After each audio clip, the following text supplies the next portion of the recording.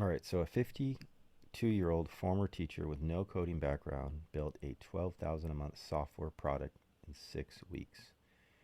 She used Claude and Bolt.new. She didn't learn to code, she didn't hire a developer. She just described what she wanted in plain language and the AI built it. This is happening, and there are a whole bunch of stories out there where you're hearing about people finding success literally vibe coding. And the tools are better now than when she did it. So the term vibe coding was coined by Andrej Karpathy, one of the original OpenAI founders, former Tesla AI director, in February 2025. His definition, that's crazy. Has it really only been a year? Um, a little over a year.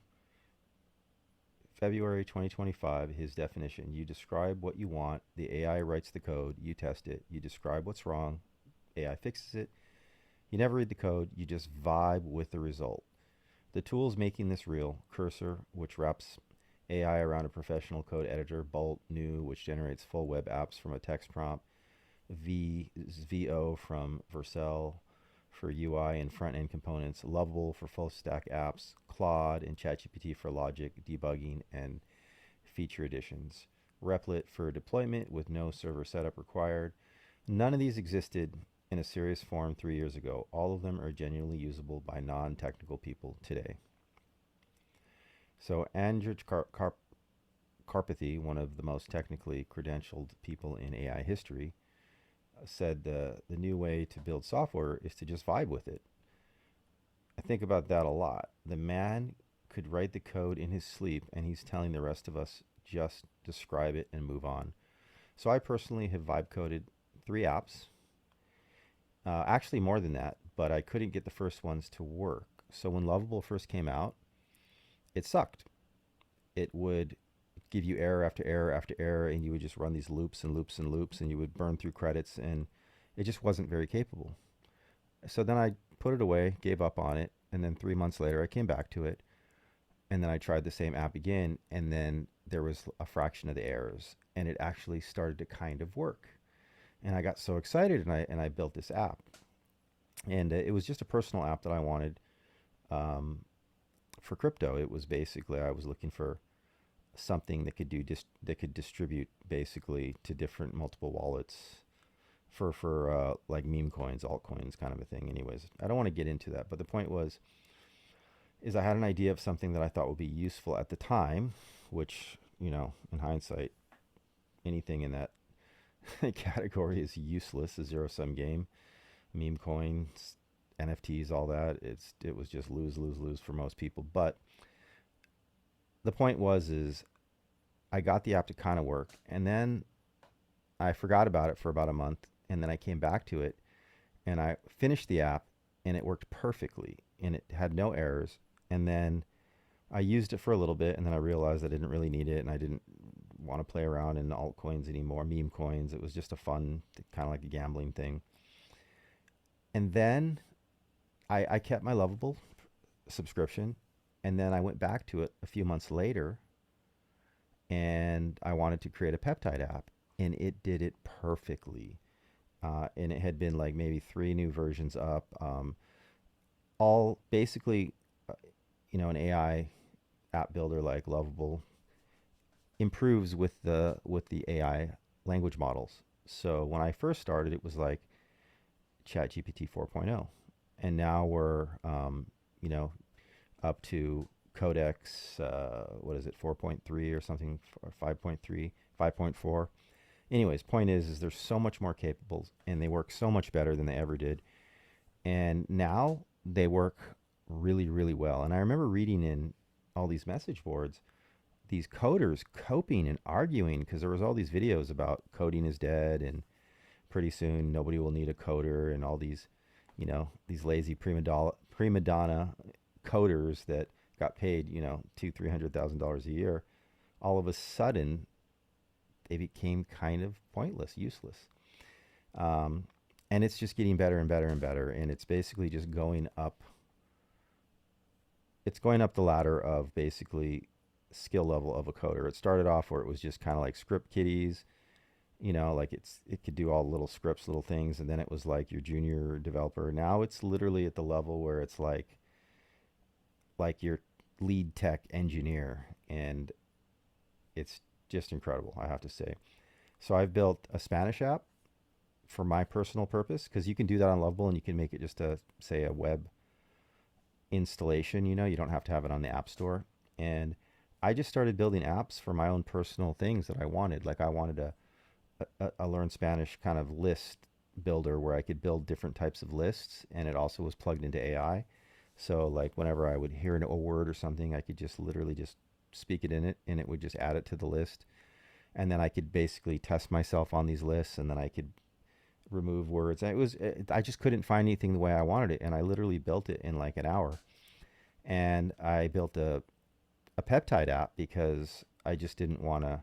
I didn't like the ones I saw online, so I just basically took screenshots from the App Store, and I just said, "Here's a base model. I want to add this, this, this." And now me and all my friends that take the peptides are using it to basically as a calculator, as a tracker, and customization.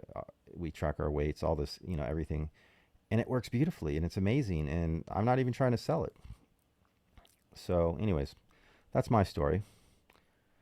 So, anyways, let's be specific because the ceiling matters as much as the floor. Real things, non-technical people are shipping right now. SaaS products with subscription billing and user login, browser extensions, custom internal tools that replace expensive software, lead generation sites, niche directories, booking systems, dashboards that pull data from other services, marketplace MVPs, the indie hacker community, people building small profitable software products solo has been transformed. Products that previously required a $15,000 developer engagement and 3 months of back and forth are being shipped in days or weeks by people with no technical background at all. The key insight: you don't need to understand how code works. You need to understand precisely what you want the product to do. That's a different skill, and it's one most businesses people already have. So I remember I had a friend that wanted to build a music app, and this was, I'm going to say, about 10 years ago. And he hired a developer and a team of people, and he kept sinking money into it. And the developers just couldn't quite get his vision right. And it was back and forth, back and forth. And then he kind of gave up on the project. It never really went anywhere. He spent over $50,000 trying to get this to work. And now he probably could build a better app than whatever they did in probably, an hour on one of these apps. And he could just explain it and describe it. It's just crazy where the world is going. So the bottleneck used to be, can you write code? The bottleneck now is, can you describe exactly what you want? Which is a skill most people think is easy and is actually quite hard. You've replaced one difficult thing with a different difficult thing. Now, I disagree. I find it a lot easier to describe things. It just takes practice. And as AI gets better, it gets better at understanding what you're trying to say to the point to where it actually can give you suggestions and improve on your concept. And that's pretty much where we are now. So when I was vibe coding, you just have to start to trust in the fact that it will know things that you might not know. And then you can basically go back and forth. And a lot of times it'll have a solution for something, and it'll do it better than what you envisioned just because let's just say it's smarter than we are. So here's what breaks the vibe, and this section matters because nobody selling these tools will tell you. Complex architecture falls apart at scale.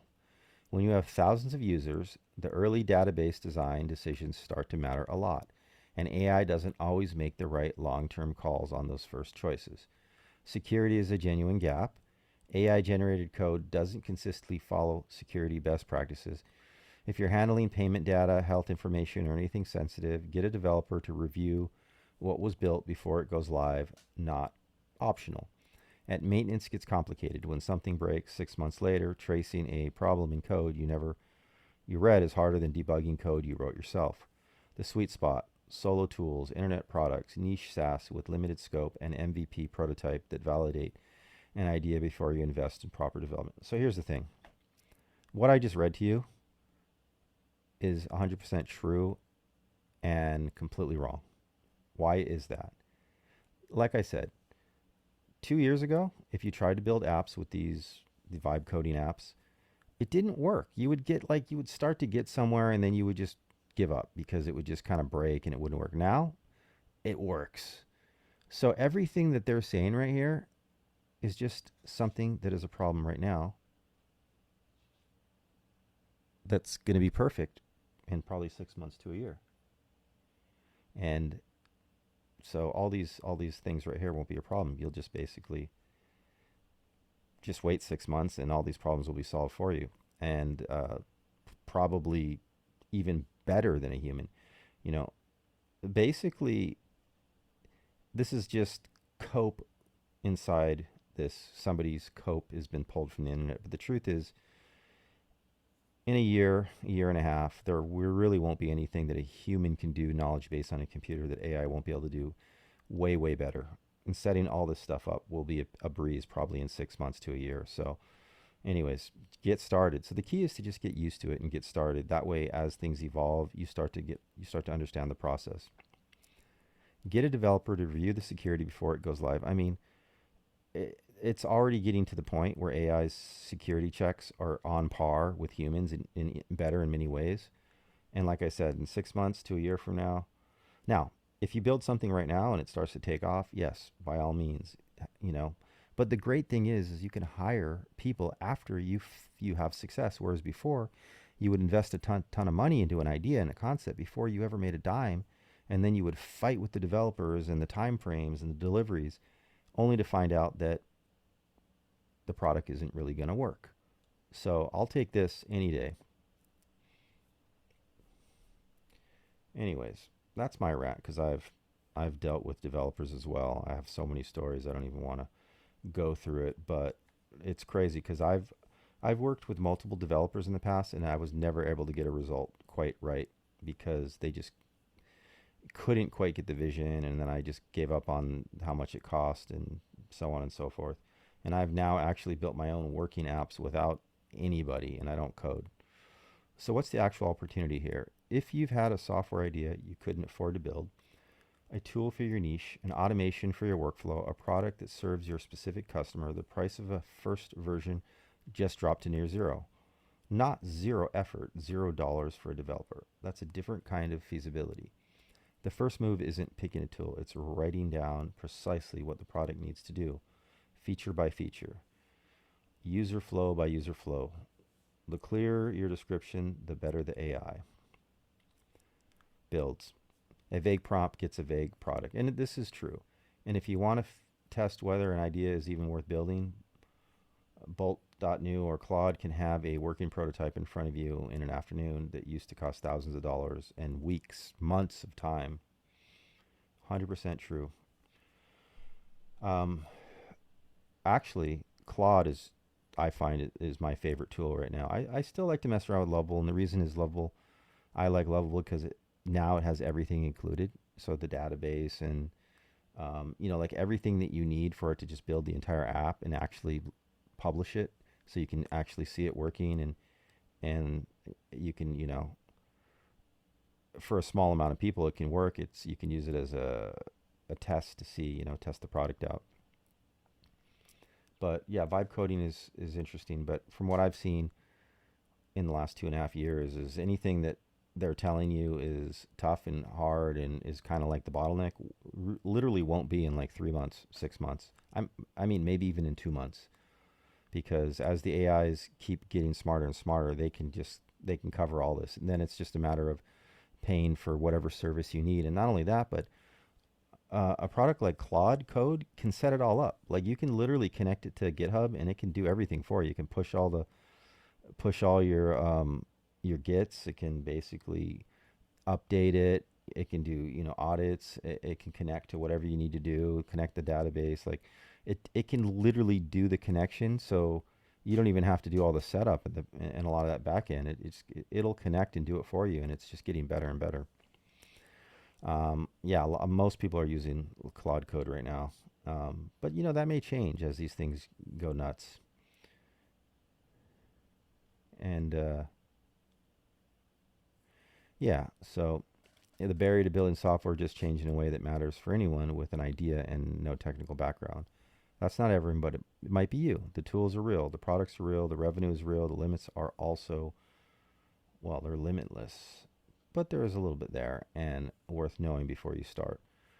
So make sure you guys subscribe, and we're going to keep doing these videos. I'm doing this video at a weird time of the day, but I'm kind of on a roll. I'm enjoying doing these. And yeah, vibe coding, it's kind of crazy. I think the best way to start is to just think of an app or something that you would like to use yourself and just see if you can create it and use it, and don't think about like, oh, I want to sell this and this and that, like just prove to yourself that you can actually build something. And now the design and everything looks pretty damn good. Like what I built on Lovable, I was like, I didn't need anything else. I didn't need designers. I didn't need anything. Like it was like I just basically uploaded some screenshots of kind of a design that I wanted, and it literally handled everything. All right, guys, until the next video, let's get it.